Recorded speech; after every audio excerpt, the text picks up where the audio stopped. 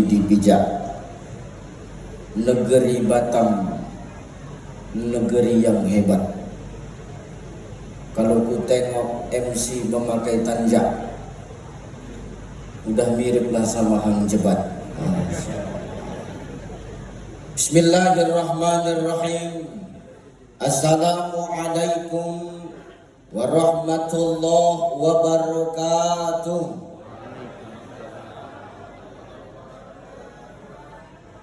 Tanamlah Tuhan si daun salam. Daun salam dipakai menanak nasi.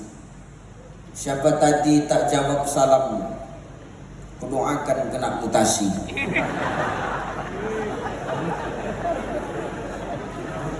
Assalamualaikum warahmatullahi wabarakatuh.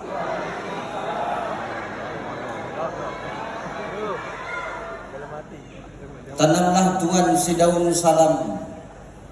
Daun salam dipakai memasak sop. Sekali lagi siapa yang tak jawab salam, aku doakan kena nonjok. Assalamualaikum warahmatullahi wabarakatuh.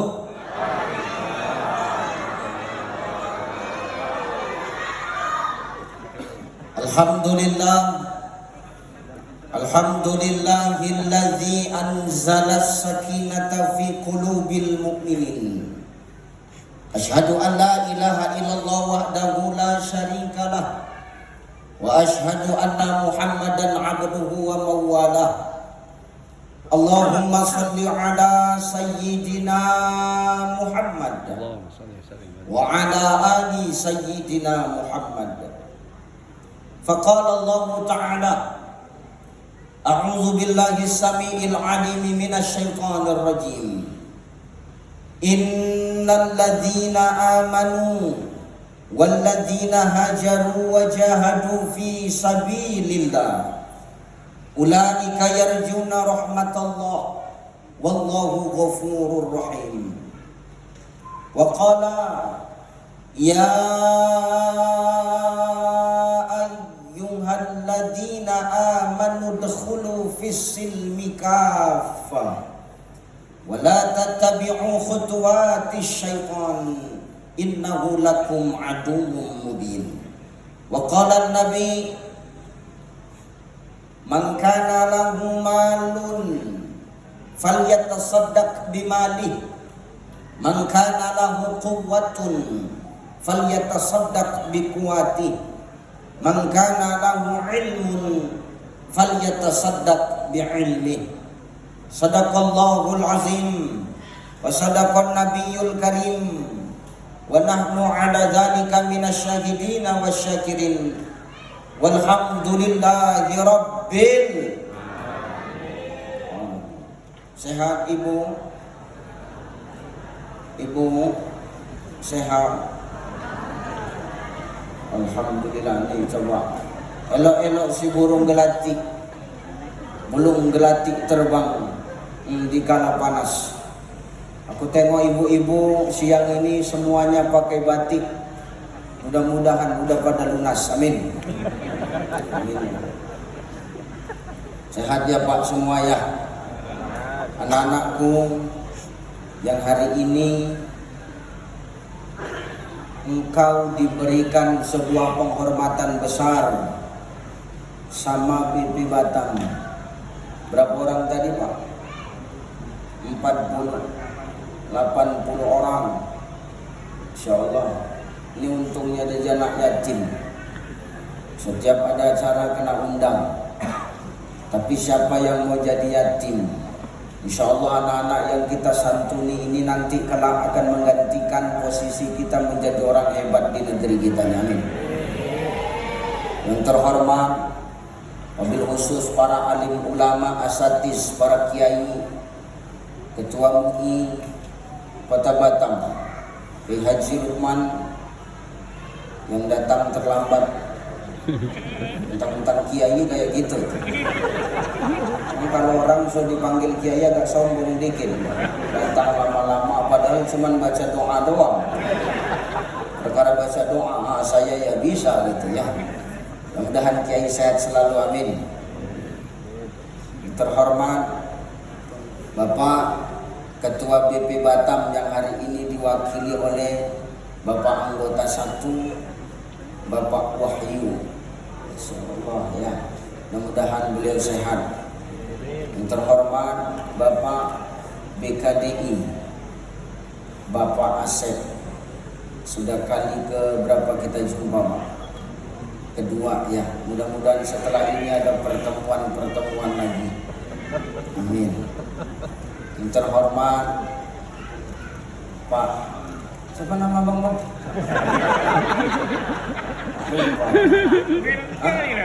Bang Hatta, mudah-mudahan beliau tabungan kurbannya bisa bekerja sama dengan baik ya. Siapa lagi yang mau kuhormati? Banyak kali Pak. Para pegawai, para staf yang hadir, mudah-mudahan yang hadir ini adalah orang-orang yang senantiasa dalam lindungan Allah, amin.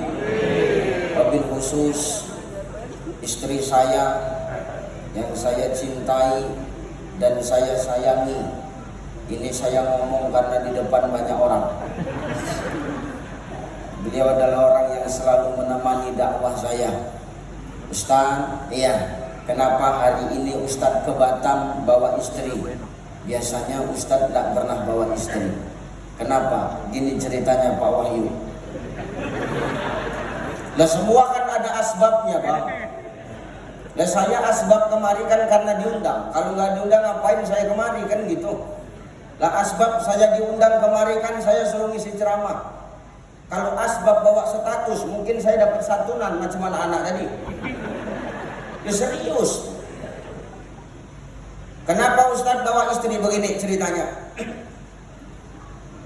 Saya pernah ceramah di suatu tempat, gak usah aku sebutkan namanya, yang jelas gak di Batam. Saya bawa mobil sama supir, istri kagak ikut.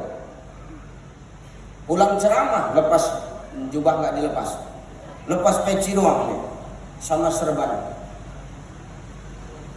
Tengah malam Pak, pulang saya. Tiba-tiba saya dijegat, mobil dijegat, yang jegat cewek. Saya tidur di belakang Bang. Saya berhenti, saya bilang sama supir, kenapa berhenti Bang? Ustaz, kita di stop tuh di depan. Sama siapa? Perempuan. Diketuk kaca mobil. Begitu diketuk saya buka. Kenapa nggak berhentiin kami? Gini Bang, lagi sepi, mana tahu mau ditemenin. Wow, saya langsung cepet tanggap, ambil peci, pakai peci. Kau nggak tahu rupanya aku Ustaz. Gak apa-apa lah Bang, Ustaz pun jadi ngambil berkah. Bayangin ngambil berkah. Saya takut ke Batam, saya bawa istri.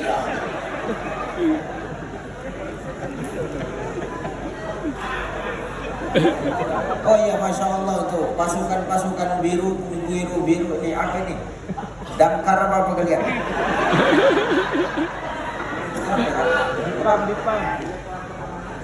Oh, pengamanan. Masya Allah. Lain baju kalian warna biru. Luar biasa ya, sehat-sehat Bang ya. Memang pengamanan itu di atas. Ya, siap, mantap. Oke. Imam Al-Ghazali pernah ngomong kayak begini. Apa kata Imam Al-Ghazali? Majelis-majelis kayak begini ini majelis yang paling dirindukan sama Rasulullah. Kalau Rasul sudah rindu, Allah pasti senang. Kalau Allah sudah senang, pasti Allah bakalan cinta. Apa kata Imam Al-Ghazali? Imam Al-Ghazali menukilkan hadis Nabi, katanya kayak begini. Orang yang duduk di dalam majelis ilmu itu ternyata Allah kasih 2 kelebihan Bang. Berapa? Berapa Bang? Berapa Bu? Apa nih yang 2? Kelebihannya. Apa itu Ustaz? 1. Ketika melihat majelis-majelis ilmu kayak begini, itu Allah langsung panggil para malaikatnya. Kat! Lah kan kayak begitu, coba Pak Wahyu kalau panggil anggotanya semana coba? Kemari.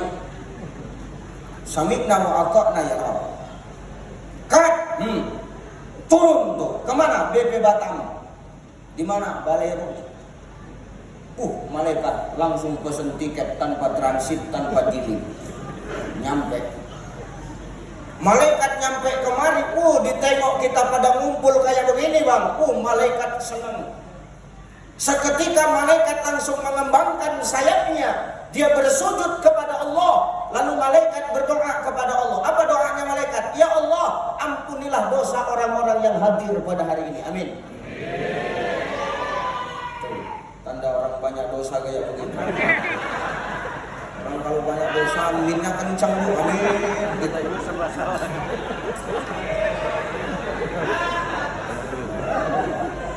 Mudah-mudahan yang ini semua hadir ini yang dulu di bawah semua insya Allah diampunkan Allah. Amin.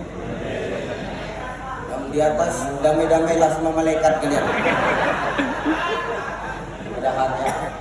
Yang pertama. Yang kedua, dengar. Apa kata Imam Al-Ghazali? Nabi ngomong tuh, orang yang duduk di dalam majelis ilmu, di duduknya kita di sini nih, bagaikan kita pahalanya sama seperti melaksanakan sholat sunnah 1000 rakaat. Coba, Pak Wahyu pernah sholat sunnah sampai 1000 rakaat? Dari wajahnya nggak yakin.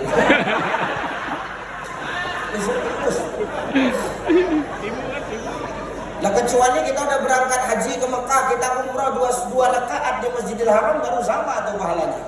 Kayak kita sholat di Masjid Tanja, di Masjid B.J. Habibie itu sama pahalanya. Macam kita sholat sunnah 1000 rakaat, kalau 2 rakaat di Masjidil Haram.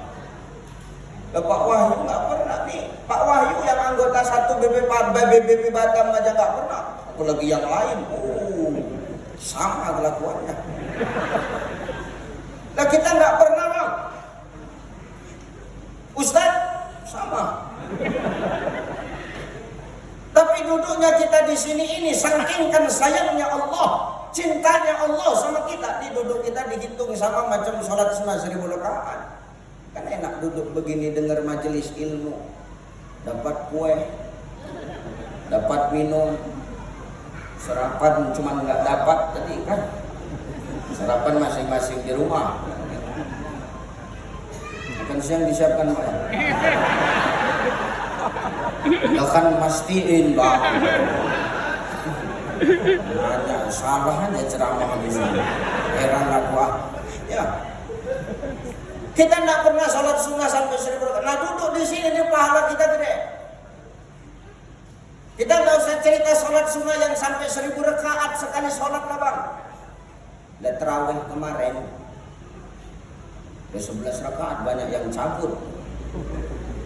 Ya enggak? Ya Pak ya. Aku aja lah. Jangan ada dusta di antara kita. Dan saya tanya sekarang. Kalau ada 2 masjid, satu masjid tuh sholat terawihnya 23 rakaat, yang satu 11, mana yang bakalan ramai? Tuh kelakuan anggota bapak. 11 pengennya yang cepat.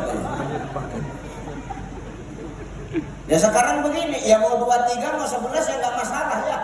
11 ya benar, 23 ya nggak salah kan gitu. Yang salah yang mana? Yang nggak sholat, udah nggak sholat, ngejekin yang sholat, udah nggak sholat, nyolongin selop orang yang sholat, ini salah.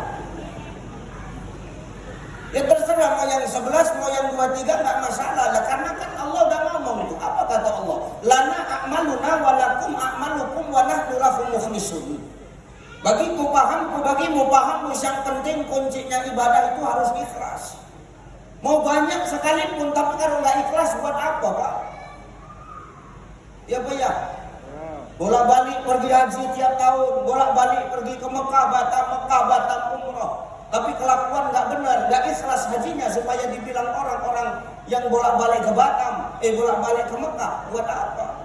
Makanya jangan heran kalau ada orang yang berangkat haji, begitu maaf, pulang haji nggak ada berubahnya, malah kadang tambah parah tuh. Sebelum berangkat kemana-mana celana pendek, begitu pulang kemana-mana nggak pakai celana, kan bahaya. Maka kuncinya ibadah itu ikhlas. ngasih anak yatim kayak begini kan harus ikhlas ya. Harus ikhlas, nanti nabung untuk kurban ikhlas. Nih nabung kurban, tabungan akhirat.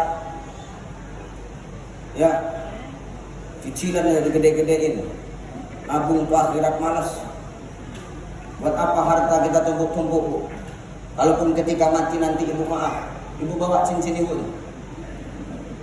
Sombong amat. Kerja di BP Batam, mentang-mentang bisa beli cincin banyak, semua jarinya 10-10 dikasih cincin.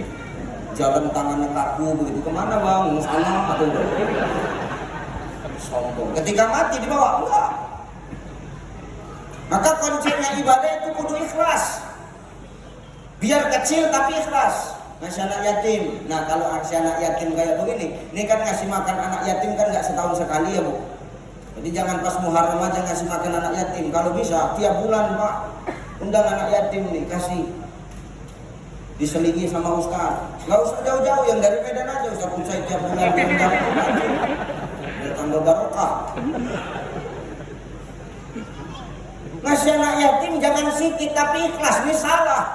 Kalau ngasih anak yatim biar banyak tapi ikhlas, nah ini baru benar. Harus dibedain. Lah kalau kurban kan jangkanya setahun, biar 100.000 sebulan tapi ikhlas, kekurangan tambahin sendiri. Tapi kalau ngasih anak yatim biar banyak tapi ikhlas, nah ini baru sedap Bang.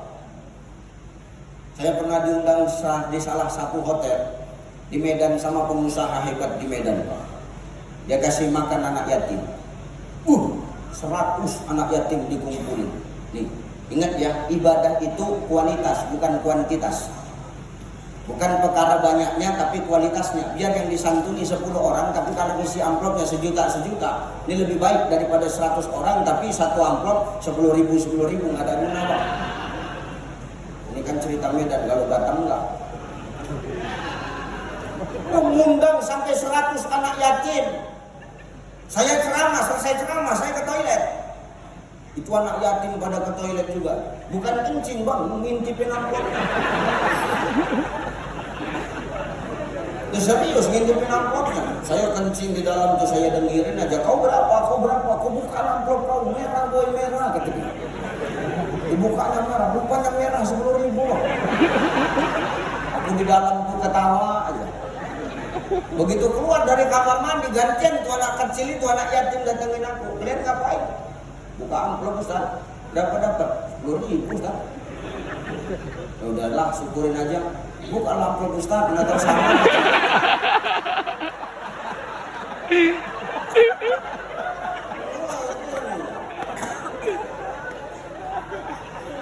Nah ini maksud saya jangan sama gitu.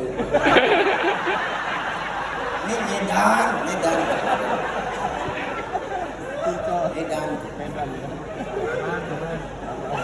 Nah kalau ngasih anak yatim biar banyak, asal ikhlas.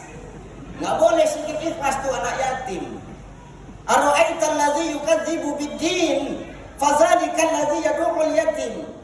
Tahukah kau orang yang mendustakan agama? Kita nggak usah ngomongin orang-orang yang mendustakan agama yang di luar sana Bang. Tarik sama diri kita. Ara'aital ladzi yukadzibu bid-din, tahukah kalian orang yang mendustakan agama? Salah satunya fadzalikal ladzi yad'ul yatim, dia orang yang menghardik anak yatim, dia lupa sama anak yatim. Ini anak-anak yatim di jalan kita ke surga nih Bang. Kata Nabi, siapa yang menyayangi anak yatim maka dia menyayangi aku nanti di surga bersama dengan aku bagaikan 2 jari. Itu Nabi tunjuk jari telunjuk sama jari tengah. Dekat kita sama Nabi. Maka disunahin kita kalau santunan anak yatim kita usap kepala anak yatim. Sebanyak rambut yang kita usap segitu banyaklah pahala yang Allah kasih. Tapi bukan berarti maaf anak yatim yang kepalanya botak nggak kita panggil ya. Terus pilih-pilih, yang botak-botak diseleksi. Oh botak pinggir. Boleh anak yatim sepada datang, yang botak pinggir, yang botak pinggir. Enggak, ini anak yatim bawah ini.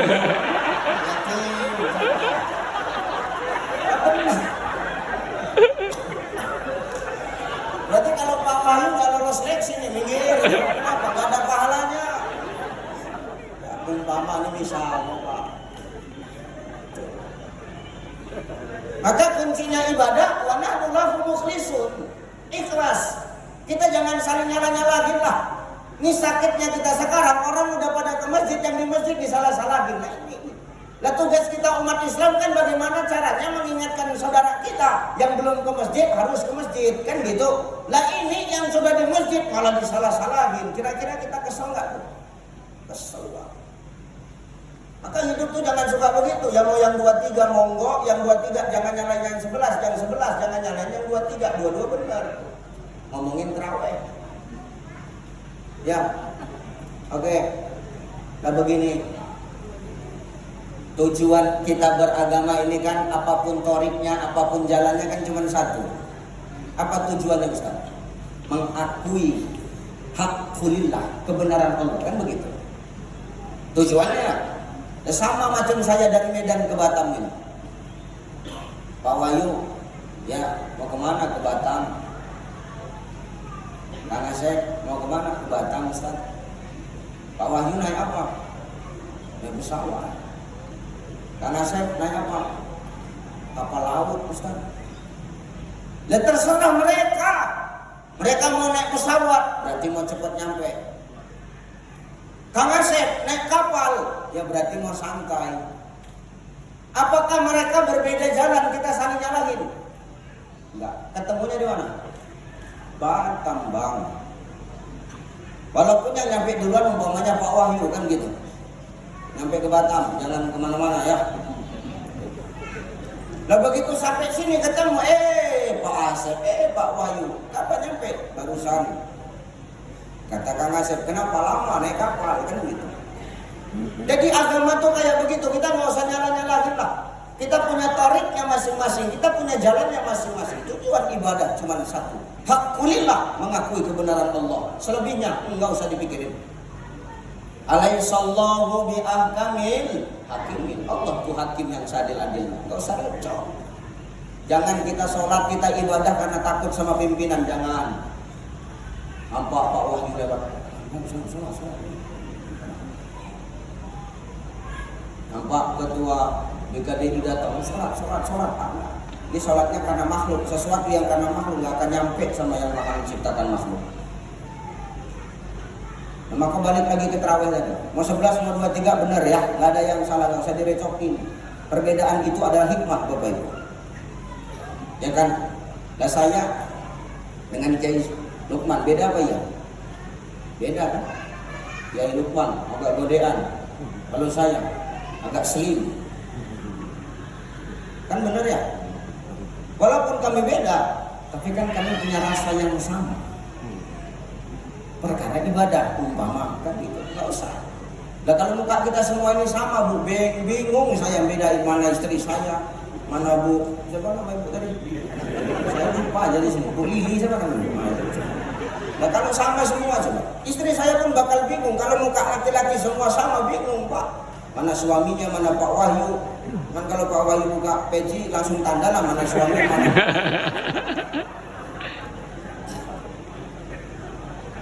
Lah kita duduk di sini, sholat kita dihitung sama macam kita sholat sunah 11.000 rakaat. Nah terawih 1, 2, 3, 1, 11. Mana yang bakalannya rame? 11 ya. Nah yang 11 ada 2 model nih. Dengar. Model yang pertama imamnya lama. Model yang kedua imamnya kencang. Mana yang bakalan rame? Coba jawab jujur dulu. 11 rakaat ada 2 versi, yang satu imamnya kencang, yang satu imamnya lama. Mana yang rame? Coba lakukan anggota Bapak. Kalau sholat tarawih 11 rakaat tapi imamnya lama, tuh ibu-ibu di belakang ngomel. Imamnya Kang Farhan beliau qori, mentang-mentang suaranya cantik, langgamnya bagus, napasnya panjang, angkat takbir sampai semenit. Allahu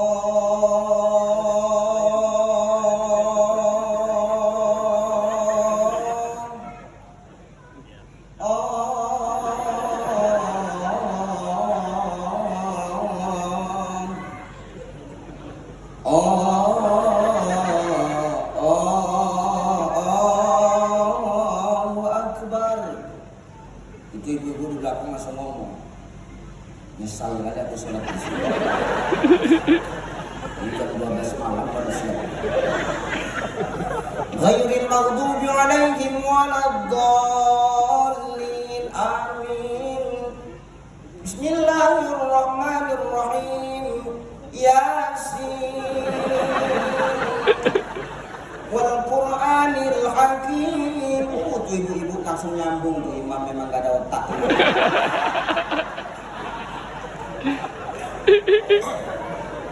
Ini kalau model imamnya kayak begini, besok pindah masjid aja bro. Kalau ikut nggak besok aku pindah masjid, itu imam tuh dibiarin, oh yasin tuh, ini ngobrol di belakang. Besok aku pindah nggak cocok sholat di sini, kenapa lama?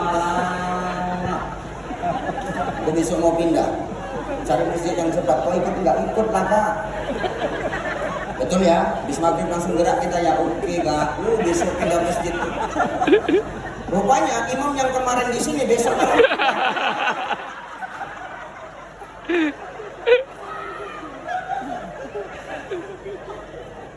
Begitu ditengok imamnya, ini lagi.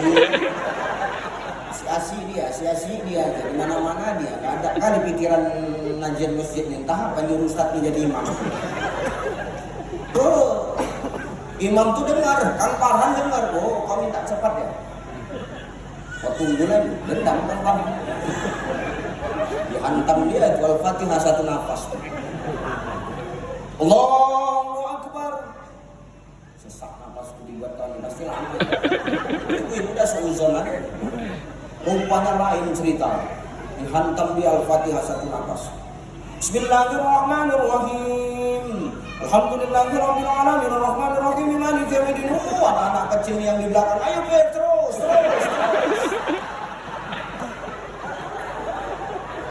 Saking kenceng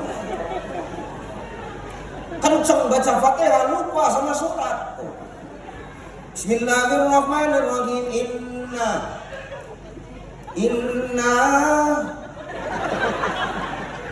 Inna anak kecil itu nggak sabar. Inna lillahi wa inna selesai.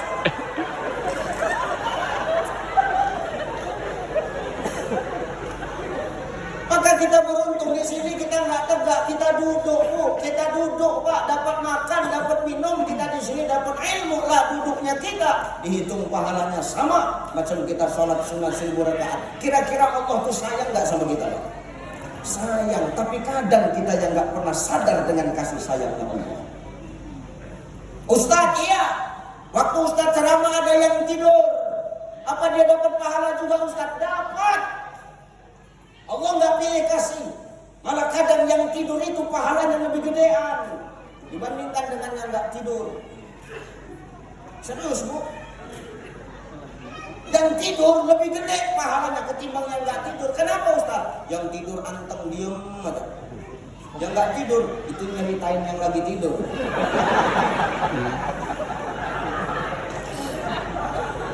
Yang tidur tenang, pahalanya numpuk. Yang nggak tidur karena nyeritain yang tidur, berkurang pahalanya.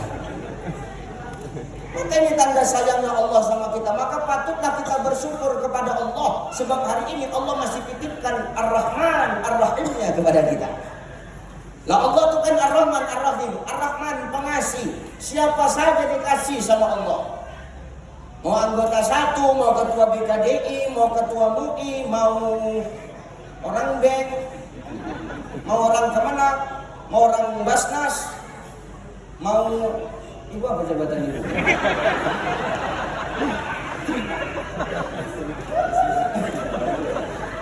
Kepala SDM. Ayo itu urusan gede lah. Penting SDM. Aku gak penting kalau ini pulangnya gitu. Lah kalau Ar-Rahmannya Allah ini buat siapapun Bapak Ibu, mau dia ngaji, mau dia nggak ngaji, mau dia sholat, mau dia nggak sholat, mau dia beriman, mau dia nggak beriman, Allah tetap kasih Ar-Rahmannya sama kita. Tapi Ar-Rahim, sayangnya Allah ini hanya untuk orang-orang tertentu. Siapa kita nih? Dari banyak orang yang hadir, yang di luar tuh. Coba, ini yang hadir, inilah Ar-Rahimnya Allah. Sayangnya Allah, Ar-Rahim itu pilihan Allah Subhanahu wa taala. Saya bisa di sini ya karena Ar-Rahimnya Allah. Nah, kalau dipikir-pikir, Banyak ustaz yang lebih hebat. Tapi kenapa saya yang diundang kemari? Kenapa saya yang diundang kemari? Karena apa? Karena murah.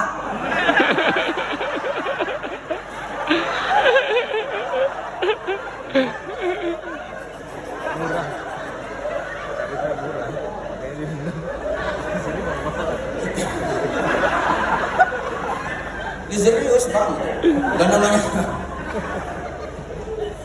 dan namanya saya ceramah udah kemana-mana lah, kita kan udah tahu sih, udah tahu lah kita. Nah kalau kita diundang ke Pemprov, ke Pemkab, instansi perusahaan gede ya, gitu macam-macam ya. Ya kalau sudah perusahaan gede, Pemkab, Pemprov itu yang undang biasanya amplopnya beda warnanya tuh Pak. Dan biasanya nggak satu, ketua panitia satu, perwakilan dari pemerintah setempat satu lah. Kalau ini kan Pak Wahyu mewakili, biasa gitu, beda itu Pak. Biasanya biasa amplopnya tuh warnanya pun beda, warna apa? Coklat. Macam anak yatim tadi, coklat. Iya.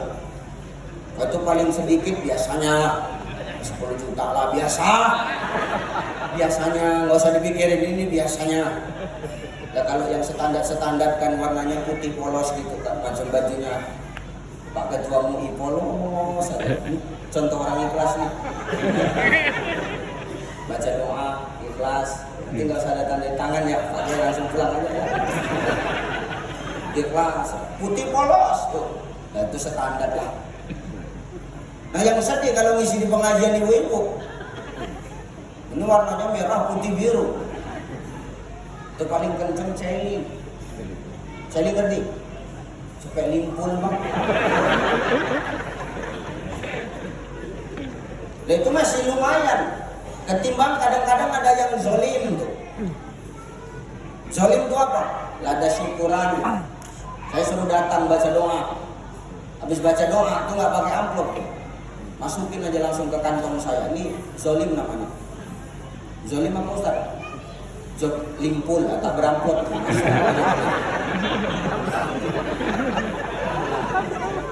Maka nanti tinggal nengok aja lah apa warnanya, asal merah putih biru tak apalah laku itu, udah cepet limpul aja udah.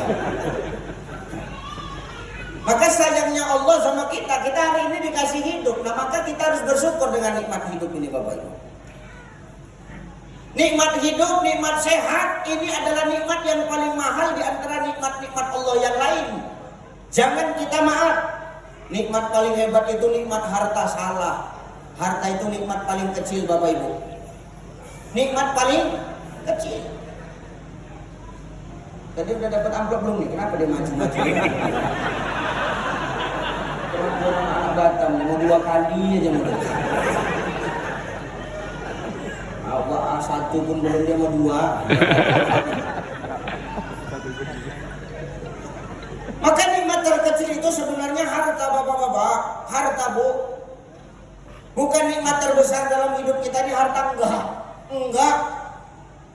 Hidup sama sehat itu nikmat paling mahal. Maka selagi hidup, selagi sehat, manfaatin untuk ibadah. Manfaatin untuk ibadah lah. Kita ini kan semua banyak dosa. Siapa di sini yang nggak punya dosa? Aku mau tahu dulu. Yang udah tua ya, yang udah balik. Ada di sini kira-kira kita yang nggak berdosa? Semua kita berdosa. Basnas, dosa nas. Ada Pak Dos, Kemenak, ada. Anggota 1 BP Batam, ada dosa. Ketua BKDI, ada. Ustadz ada. Kita semua ini punya dosa. Makanya karena Allah tahu kita punya dosa, kita dikasih hidup supaya apa? Semakin bertambahnya tahun kita manusia ini semakin harus lebih baik. Innal ladzina amanu wal ladzina hajaru wajahadu fi sabilillah. Sesungguhnya orang yang beriman itu adalah orang yang senantiasa hajaru, kata Allah. Dia hijrah, dia pindah. Dia terus berproses menjadi lebih baik karena dia sadar. Karena apa? Dia sadar orang yang beriman itu adalah orang yang tidak pernah puas dengan amal ibadah yang dia miliki hari ini. Jadi kalau ada orang yang ngaku beriman kepada Allah lantas dia sombong dengan amal ibadahnya, ini imannya dipertanyakan tidak? Memang begitu, Pak. Saya ceramah di mana-mana. Anak-anak kecil itu suka dekat sama saya. Kenapa? Pikir orang itu aku kawan orang itu. Karena modelnya sama. Jadi pikir orang kawan aku ceramah kan. Apa? Ya, ini kan kata Sultan Muhammad Al-Fatih, kalau ada anak-anak yang recok di masjid, recok di majelis-majelis kayak begini, ya nggak usah dilarang, biarin aja dah. Kenapa? Kata Sultan Muhammad Al-Fatih, senangnya anak-anak di majelis ilmu di masjid, itu tanda gembiranya para malaikat. Tuh, para malaikat-malaikat, jangan berisik, jangan dimarah. Kadang-kadang kita maaf jadi BKM terlalu kaku, Pak. Anak-anak recok di masjid kita marahin, Bang. Recok anak-anak di masjid.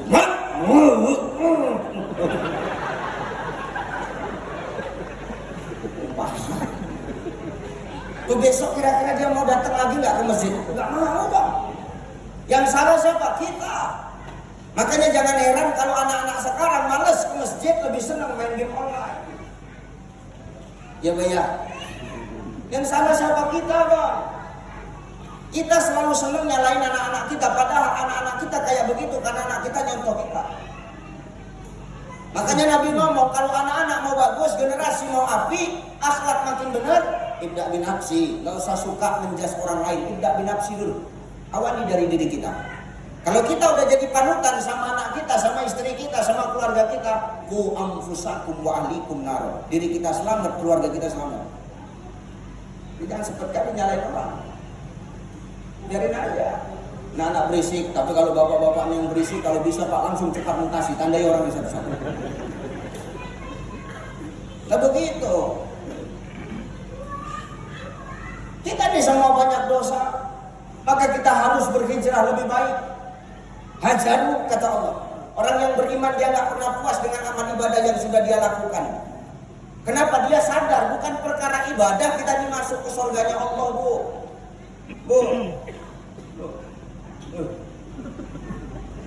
Bang, bukan karena ibadah kita ini kita masuk ke surganya Allah, enggak. Kita ini dimasukkan Allah ke dalam surga karena apa? Ridhonya Allah. Irji'i ila rabbiki radiyatan mardiyah. Karena ridhonya Allah kita masuk. Kalau perkara ngomongin ibadah, kita bisa masuk surga. Kenapa tuh? Di zaman Nabi pelacur yang kerjaannya tiap hari, tiap malam, tiap saat jual diri. Tapi gara-gara ngasih minum seekor anjing, mati dia, dimasukkan Allah ke dalam surga.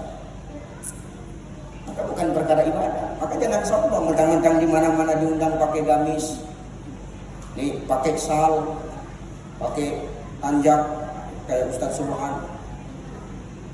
Untung beliau pakai tanjak, saya pakai peci. Terus kita bangga dengan amal kita, enggak boleh begitu. Karena yang masukin kita redoknya Allah. Berapa banyak orang yang celaka karena amal ibadahnya? Kenapa begitu, Ustaz? Karena dia sombong dengan amal ibadah. Maka nanti kan ketika kita mati semua, kita kan semua kan bakal mati nih. Siapa yang nggak mati di sini? Mau tahu dulu? Ya perkara siapa yang duluan itu urusan Allah Taala kan. Bisa jadi bapak ibu duluan, saya belakangan, atau saya belakangan, bapak ibu duluan. Ini Allah yang ngatur. Orang kaya, orang miskin, raja-raja, anggota BP, serius, ketua BKDI, ketua Basnas, ketua MUI, Ustaz Ucai, mati. Kita semua bakal mati. Salahnya kita kadang-kadang beranggapan kalau kita udah mati kita bawa amal, hanya yang salah, Pak. Saya Ustadz yang membilangkan kalau orang mati itu tidak bawa amal. Aku yang bilang. Kalau ada orang mati bawa amal, aku mau mati sekarang. Loh Ustadz kok sombong? Nggak sombong, Bang. Kita jangan salah ngaji. Orang mati itu nggak bawa amal, orang mati bawa apa? Kain kapan, 3 lapis kami laki-laki, 5 lapis kalian perempuan. Kenapa kami perempuan lebih tebal Ustaz daripada laki-laki yang cuma 3 lapis? Al-Fiqhul Islamiyah wa Adilatuhu karangan Asy-Syaikh Wahbah Zuhaili. Beliau mengatakan, kenapa kain kapan perempuan lebih tebal dibandingkan dengan laki-laki? Karena bangkai perempuan lebih bau daripada bangkai laki-laki.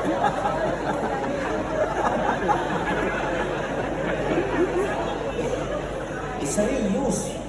Kalau nggak percaya mati duluan. Nanti kabarkan sama saya. Nah, kita semua ini bakal mati dan nggak ada orang yang mati itu bawa amal. Enggak, kalau orang mati bawa amal, nah saya mau duluan. Loh Ustaz kok kayak gitu ngomong ya sombong, dan ini makanya dijelasin. Kalau orang mati bawa amal, nah begini. Yang namanya bawa berarti ada milik. Ya enggak Pak? Yang namanya bawa pasti ada milik. Ustaz Usaid, ya. Kenapa Ustaz hari ini pakai gamis, pakai jubah? Apa enggak bawa baju yang lain? Ya memang ini yang saya pilih. Kenapa Ustaz pilih jubah? Ya karena jubah ini yang saya bawa. Berarti kalau orang mati bawa amal berarti ada pilihan. Amal yang baik dibawa, amal yang buruk ditinggal. Enak Pak. Silakan aja buat mesum, buat maksiat, buat dosa. Dan nanti kalau toh mati tinggal milih, amal yang baik dibawa, amal yang buruk ditinggal. Enak tidak Pak?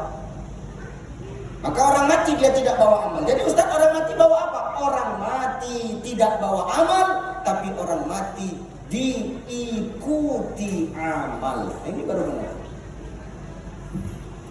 Kalau orang mati udah diikuti amal, ya mau amal baik, mau amal buruk pasti bakal ngikut masuk dalam kubur. Benar nggak Pak?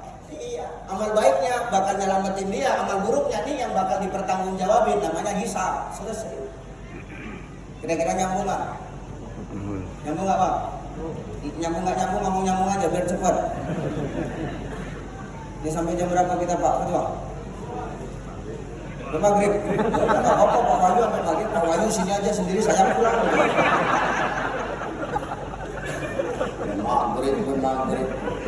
Mentang-mentang cuma dengerin. Ini yang gempor mulut nih Pak. Ngomong sampai maghrib pulang, setruk saya. Ya maka orang mati nggak ada yang bawa amal, diikuti ini harus dijelasin. Kita nanti ketika mati kita dimaaf semua. Dengar Bapak Ibu, kita nanti amal kita bakal apa sih bahasanya? Kalau ada bendahara udah ngutip duit, di total namanya apa? Nah, di total amal kita direkap. Remis kan gitu. Remis tau remis? Seri kan? Dosa sama yang baik-baik, untungkah, rugikah kan gitu. Ini nanti amal kita bakal disampaikan. Ya malaikat yang nyatet amal baik buruk namanya siapa? Raqib Atid. Tuh. Yang nanti bakal nyerahin amal kita, itu namanya malaikat siapa? Hafazah. Itu malaikat hafazah nanti yang bakal nyerahin itu sama Allah Ta'ala. Tapi nggak langsung sama Allah. Tuh di langit pertama ketemu sama Satpam, malaikat penjaga pintu langit pertama, sampai terus menjaga pintu langit ke-7, baru ketemu sama Allah. Nah, amal kita bakal direkap sama malaikat itu. Setelah direkap nanti dibawa tuh sama malaikat hafazah. Dibawa sama malaikat hafazah. Wow, ada suatu hari amal orang soleh. Saking kan banyaknya amal baiknya, catatan amalnya sampai berkilau, bercahaya Pak. Kilau cahaya, malaikat hafazah sampai pakai kacamata umpama. Kenapa? Saking kan silaunya. Dibawa menghadap Allah di langit pertama, di stop. Ini orang soleh, ngajinya bagus, sholatnya nggak pernah tinggal, jadwal ceramah full, udah pernah masuk TV umpama.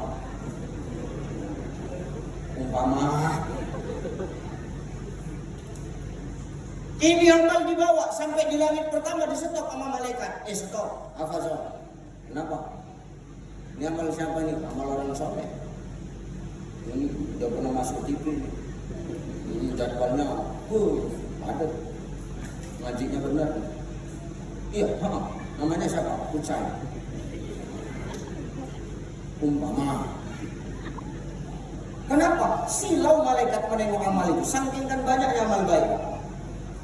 Lalu dibuka amal itu, diperiksa sama malaikat penjaga pintu langit pertama. Kertas wahid, kertasnya dibuka satu persatu. Oh, bagus. Paten. Iya, demen ini, keren nih. Iya, lembaran terakhir ke malaikat penjaga pintu langit pertama langsung amalnya bagus tapi ketutup sama satu perbuatan. Apa Ustaz? Dia suka menggerutu. Apa sih kalau bahasanya, kalau aku ngomong suka ini dumel ya, dumel, terus satu lagi gresah.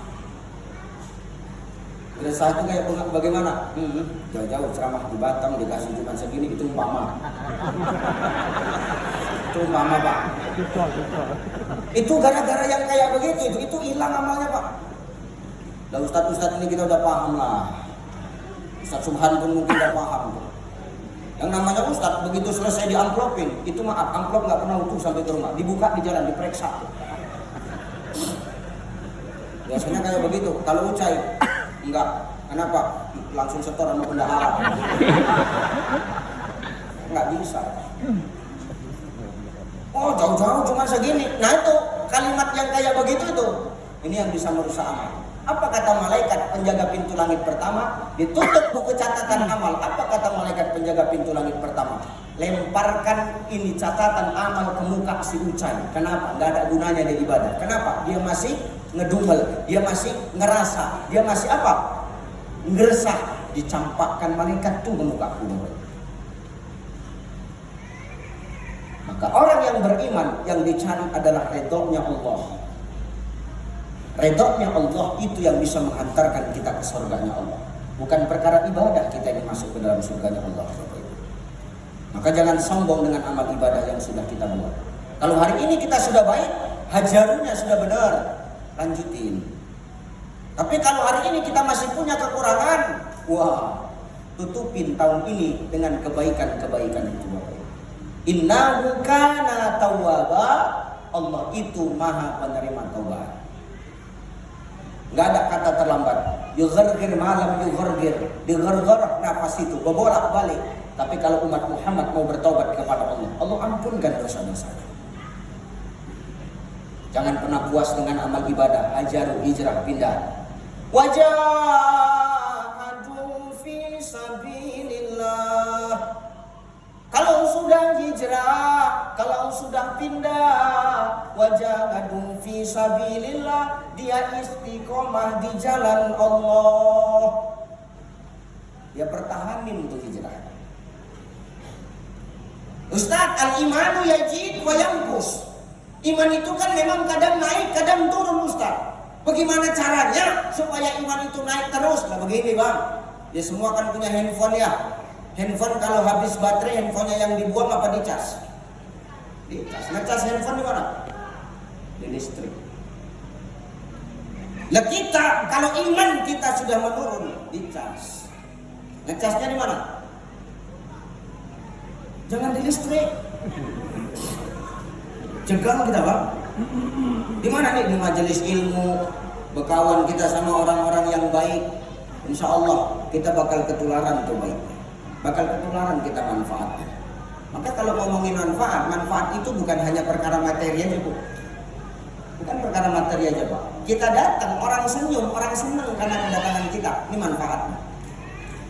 Tandanya orang manfaat itu kayak begitu. Dia datang, orang senang. Dia belum datang, orang kecarian. Sama macam kiai tadi, belum datang, tapi nyariin kemana kiai. Bingung kami, siapa nyari nanti pengganti doanya. Itu maksudnya, bukan yang lain-lain. Itu betul. Itu tanda orang manfaat. Dia datang, orang senang, dia nggak kelihatan. Oh, kita kecarian. Tandanya orang nggak punya manfaat, dia datang, orang nggak senang. Ngapain si kawan itu datang? Entah apa pun. Padahal semalam baru kecelakaannya itu, bagus mati aja dari semalam. Bisa. Dia nggak datang, orang senang. Ini orang yang hidup nggak punya manfaat. Maka selagi hidup ini sebarin manfaat. Sama ya'mal misqala dzarratin khairan yara wa may ya'mal mithqala dzarratin syarran yara. Kalau kita melakukan kebaikan sebesar biji zarah, Allah bakal ngebalas. Kejahatan sebesar biji zarah, Allah pun juga bakal ngebalas. Maka apa yang kita lakukan di muka bumi Allah, Allah punya balasan buat kita. Tidak sekarang, ntar di akhirat dikumpulin sama Allah, tinggal ngidam kita Bapak. Maka istiqomahin dari kita. Ulaika yarjuna rahmatullah. Kalau orang sudah hijrah, kalau orang sudah istiqomah dengan hijrahnya, maka rahmat Allah akan datang. Kalau rahmat Allah sudah datang, wallahu ghafurur rahim, maka Allah akan ampunkan dan sayangkan diri kita masing-masing Bapak Ibu. Nih makna Muharram nih, kita selalu lebih baik. Dan tadi kan udah dibaca sama qari'ah kita, ya Allah suaranya Pak, bagus. Bangga Batam punya gaya begini. Juara 2 nasional. Lebih bagus daripada saya. Saya juara 5, dia juara 2. Memang bacakan saya 5, dia 2 kan gitu. Tapi dia bagus tuh bacanya. Nih, kita hijrah lah jadi lebih baik. Nih dibaca sama beliau tadi. Apa kata Allah? Allah menciptakan 4 bulan haram. Salah satunya apa nih? Muharram, Sya'ban, Zulqaidah dan Zulhijjah. 4 bulan haram yang Allah ciptakan kepada kita. Kata Nabi, siapa yang buat kebaikan di bulan tersebut, maka Allah akan melipat gandakan pahalanya. Tapi siapa yang berbuat kejahatan dan dosa di bulan itu, maka Allah pun akan melipat gandakan dosa-dosa. Maka di bulan ini cepat-cepatlah kita buat baik, Pak. Banyak-banyak buat baik. Ada tamu datang, cepat disambut. Ada tamu datang, cepat disedekahin. Ada anak yatim datang, cepat dikasih. Ini bulan baik. Insya Allah bapak-bapak sekalian yang sudah memberikan hartanya di jalan Allah untuk anak yatim, insya Allah ini Allah lipat gandakan. Amin. Jadi Ustaz, apa hikmah daripada perjalanan Muharram ini Ustaz? Tidak banyak-banyak lah, 2 aja ya. Sampai jam 11:30 kita kan Pak. Jam 11:30 Pak ya. Ya karena Pak Asep udah 700 kali udah geser kanan, geser kiri, geser kanan. Sekali lagi pindah geser dapat tutup ceramahku. Iya. Orang gitu. Makanya itu heran saya nengok itu ada kakek-kakek di kampung saya Pak. Itu sholat kalau ke masjid sholat nggak bisa berdiri, duduk aja sholat. Giliran menerima bantuan BLT di kantor pos, sanggup dia ngantri 4 jam. Dan jumpa tuh sama saya, loh bisa dia berdiri, kenapa selama ini sholat duduk? Cuman Ustaz, ini yang jelas kata dia. Sanggup dia berdiri. Sakit awalnya. Apa hikmahnya Ustaz? 1, dengerin. Bapak Ibu, hijrah itu ternyata melahirkan seni. Melahirkan seni. Kenapa Ustaz bilang hijrah melahirkan seni? Coba tengok. Kalau kita buka perjalanan Nabi SAW, ketika Nabi dari Mekah ke Madinah hijrah bersama dengan kaum muhajirin sampai di Madinah, kan disambut sama kaum Ansor dengan apa? Marhaban kan.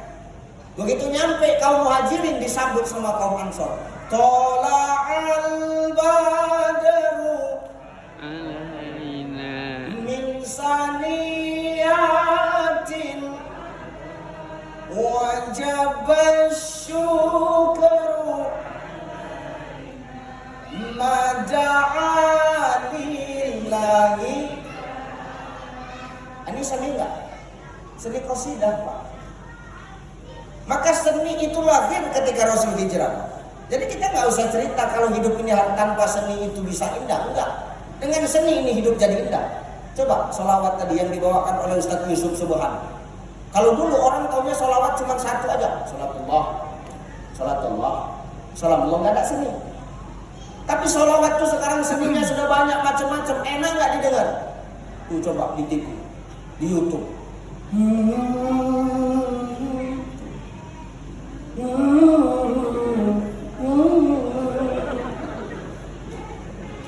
Bukan ini. Bilagatil ak, otafi masana. Meleleh, air mata. Karena lapar.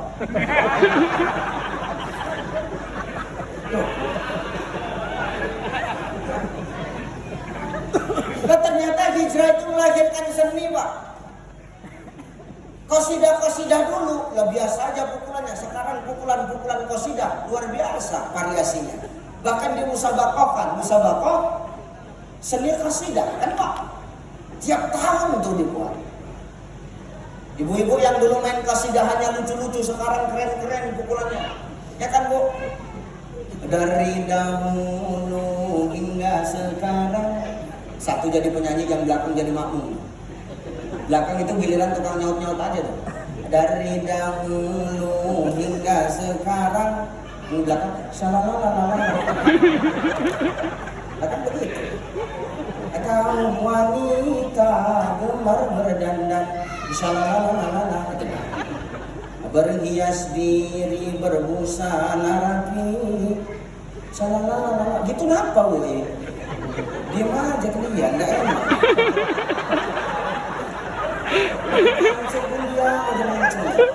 Aku bercakap udah sejam, nggak ada, aku capek. Kalian cuma salah panjang kan?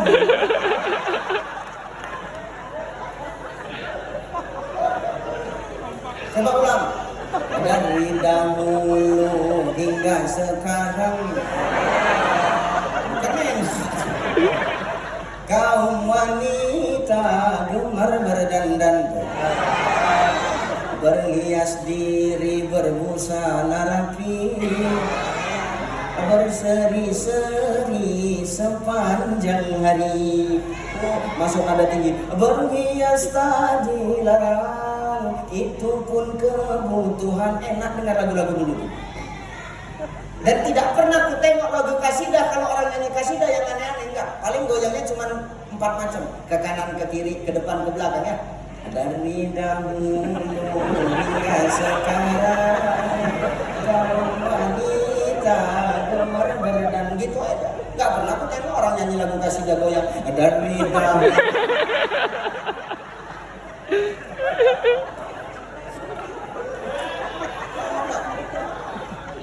Makanya seni itu mencerminkan kelakuan seseorang dong. Ya kan? Kalau bawain lagu sholawat anteng aja bawanya, ngebawain lagu DJ, jingkrak. DJ, ngerti DJ kan? Bohong orang Batam yang gak ngerti DJ. Sakit jantung dengan musiknya.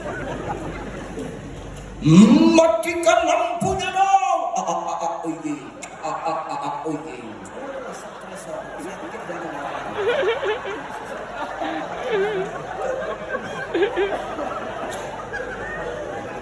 Maka seni itu boleh selagi seni itu tidak melanggar aturan agama Allah. Lanjutin Bang. Sama macam dakwah ini, ya dakwah ini kan kudu harus pakai seni. Kalau pendakwah nggak punya seni, apa asik didengar? Enggak. Diundang Ustaz ceramah, Assalamualaikum warahmatullahi wabarakatuh. Kita semua bakal mati, bapak mati, ibu mati, yang di atas mati. Dia nggak pernah nyebut diri dia mati. Besok datang yang dibahas mati lagi. Besok datang yang dibahas mati. Orang lain ditunjuk mati, dia nggak pernah nunjuk diri dia mati. Terakhir di telepon nggak angkat-angkat, rupanya kawan itu yang mati.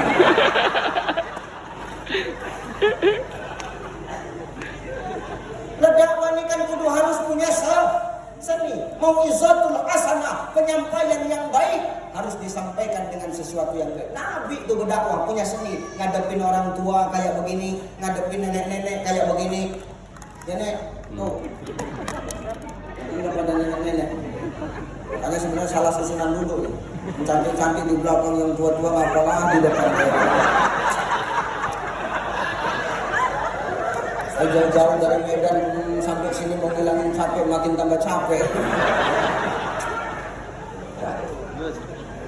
Nabi kan punya seninya masing-masing. Ngadepin orang tua kayak gimana, ngadepin anak remaja kayak gimana, ngadepin anak-anak kayak gimana. Makanya Nabi itu masuk di semua unsur golongan kehidupan lapisan masyarakat, Bapak Ibu. Kenapa? Nabi punya seni dalam berdakwah. Dan saya gaya dakwah saya kayak begini. Lain tuh sama musisi, siapa? Bang Haji Roma Irama. Lah kan punya gaya sendiri dalam berdakwah ya. Dia nggak ceramah tapi nyanyi itu. Lagunya semua isinya dakwah Bang. Nganteng ceret. Begadang jangan begadang. Kalau tiada artinya, begadang boleh saja. Kalau ada jandanya, kan gitu tuh ya. Sampai viral tuh lagu janda sekarang. Sekarang ini orang kalau nengok orang yang rambutnya perak tuh bikinnya janda aja. Ya kan? Sampai lagunya di mana tuh? Kuda yang mana? Kuda yang mana? Tuhan selami. Kuda yang putih di dalam kandang. Janda mana?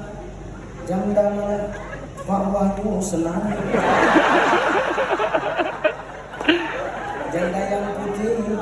Janda yang putih berambut pirang. Makanya dakwahnya harus pakai seni. Malaikat, minggir dulu. Dakwah ini punya seni, Bang. Kalau dakwah nggak punya seni, nggak bakal nyampe dengan mudah ke masyarakat. Maka seni itu dilahirkan ketika Rasul hijrah. Hijrah melahirkan seni. Saudara kita di Pulau Jawa, coba kalau sudah muharraman kayak begini, ya punya seninya masing-masing ya, Kiai. Biasanya juga orang Jawa, aslinya saya suku Jawa. Nah kalau di Jawa ada ambengan, di Sumatera masih ada ambengan, Bang. Ambengan ngerti nggak? Ngumpulin berkat, berkat tau Bang? Nasi bawa nasi, tuker-tukeran Kiai ya, itu diwujudkan pakai impun-impun. Ya saya bisa tuh impun-impun. Ustaz silakan, oke, kalau nuwun dumateng kula sedaya bapak lan ibu mugi-mugi diparingi Gusti Rahayu slamet nggih. Nggih. Yang dari rumah bawa ayam, nanti ada yang bawa Indomie, ada yang bawa telur, sampai masjid ditukar makanan itu. Yang bawa ayam, dari rumah membawa ayam ngarep daging kambing malah dapat telur, kan enak. Lucu-lucu. Artinya apa? Lewat ini ternyata ada unsur silaturahim yang besar. Ukhuwah semakin kuat, seni Pak. Kiai-kiai kita juga sholawatan tuh. Ya karena kanjeng-kanjeng Sunan dulu menyampaikan risalah Islam di negeri kita itu juga dengan seni. Karena adat dan budaya itu melekat Pak. Tidak lantas sesuatu itu dihilangkan, adat dan budaya yang menyala, enggak dihilangkan. Tapi apa Ustaz? Diislamisasi. Kalau dulu orang yang beli kambing harus sampai putus kepalanya, kan nggak benar di dalam agama. Kanjeng Sunan datang, apa disalahin? Enggak, diislamisasi. Silakan sembelih kambing tapi ikut aturan agama. Cukup 2 urat leher yang putus, jangan sampai kepalanya yang putus. Kan nggak dihilangin, tapi diislamisasi gitu. Dan serius Pak. Turi putih. Kalau udah dengar gaya begitu adem lagi. Ditandor. Kan gitu Kiai ya. Kiai kan asli orang Jawa ya. Kiai juga orang Jawa ya. Kapan diajak ke sana Kiai?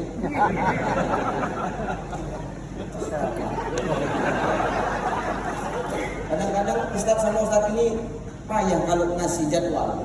Kenapa? Karena Ustadz yang datang itu dianggap saingan. Dan nggak boleh gitu Kiai.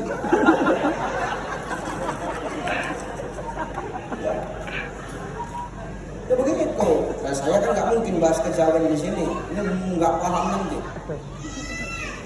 Ternyata seni itu mempermudah dalam dakwah. Lahir lagi seni tilawatil Quran. Ya kan? Kalau baca Quran nggak pakai seni, kira-kira enak nggak didengar Bang? Nggak enak. Nggak usah cerita baca Quran, azan saja kalau nggak ada seninya, enak nggak didengar? Enggak. Mau masjid segede masjid Tanjak, tapi kalau yang azan nggak punya seni nggak asik. Allahu Akbar. Allahu Akbar. Asyhadu an la ilaha illallah. Asyhadu an la ilaha illallah. Bukan makin ramai, itu yang dengar di rumah suntuk. Azan apa umur kamu. Tapi kalau sudah azan dengan lahirnya seni tilawatil Quran, orang azan pun punya langgamnya masing-masing. Ada lagunya masing-masing.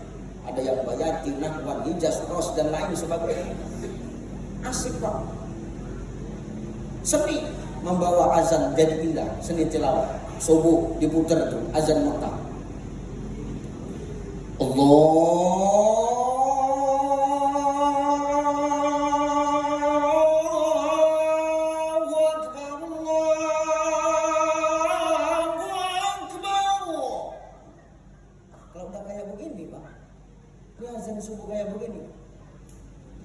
banget kita ke masjid. Ayah sama emak di rumah seneng. Ayah langsung bangun. Siapa itu yang azan? Cantik kali suaranya ya, Mak. Iyalah Pak, anak kita itu Pak yang azan. Masa anak kita Pak? Anak kita. Rajin anak kita subuh-subuh udah azan di masjid ya. Iyalah rajin, gak macam kau papanya. Anak udah azan di masjid, kamu masih tidur ayam. Kan gitu. Ya. Oke. Imam harus kudu punya seni, Bang. Nggak punya seni nggak nyampe. Allahu Akbar. Bismillahirrahmanirrahim. Alhamdulillahirabbil alamin. Arrahmanirrahim. Bilang ayah ghairil maghdubi alaihim waladdallin. Awak di belakang jawab bingung. Amin kata. Tak enak. Maka hijrah melahirkan seni, dengan seni hidup jadi terarah, dan dengan seni hidup jadi indah.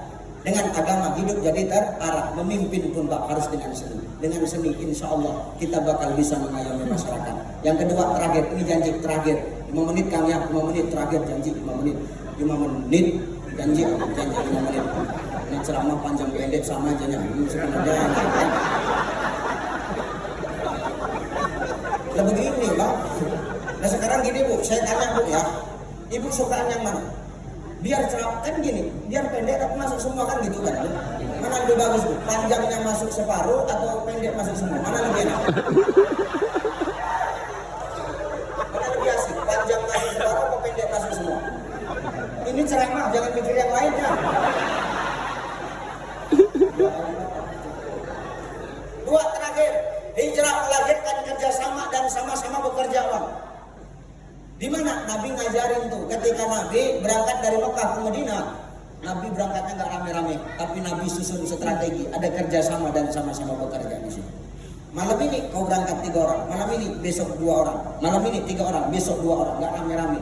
Dengan kerjasama yang ini, mereka berhasil mengelabui orang-orang kafir Quraisy pada waktu itu dan hijrahnya berhasil sampai ke Madinah. Artinya apa? Lewat kerjasama dan sama-sama bekerja, insya Allah BP Batam ini akan mampu melahirkan kesejahteraan bagi mereka. Kerjasama yang apik juga akan membuat kita semakin solid dalam beribadah. Hadirnya tabungan kurban ini menjadikan kita mudah dalam beribadah, Bapak Ibu. Mangkana lahu malun falyatasaddaq bimali, kata Nabi. Kalau kau punya harta, silahkan kau bersedekah dengan harta. Lewat ini ibadah jadi mudah. Insya Allah kita semua bakal dapat barokah. Ini itu aja lah ya. Itu aja lah. Udah dikode-kode habis setengah 12 ya. Maka Ustaz kurang, nanti bisa ngundang lagi maulid insya Allah. Untuk Batam saya kosongin lah. Ya, 2. Semakin hari dunia semakin tambah tua, semakinlah kita memperbaiki diri. Semakin tambah umur, semakin kurang jatah hidup di dunia. Ingat, beramal jangan sombong, jangan bangga dengan amal. Karena yang memasukkan kita ke surganya Allah bukan amal, tapi redhonya Allah. Hijrah melahirkan 2, seni dengan seni. Kita mudah dalam beribadah, kita mudah dalam berdakwah, kita mudah dalam memerintah. Dengan kerjasama dan sama-sama bekerja, insya Allah ukhuwah semakin kuat, persatuan dan kesatuan akan semakin kokoh. United we stand, divided we fall. 3 hari 3 malam menghafal itu dari bersatu kita teguh, bercerai kita runtuh. Sama-sama kita berdoa, mudah-mudahan kita menjadi orang-orang yang lebih baik. Amin. Terima kasih. Mohon maaf. Ila liqa ma'assalamah. Wassalamualaikum warahmatullahi wabarakatuh. Waalaikumsalam warahmatullahi wabarakatuh.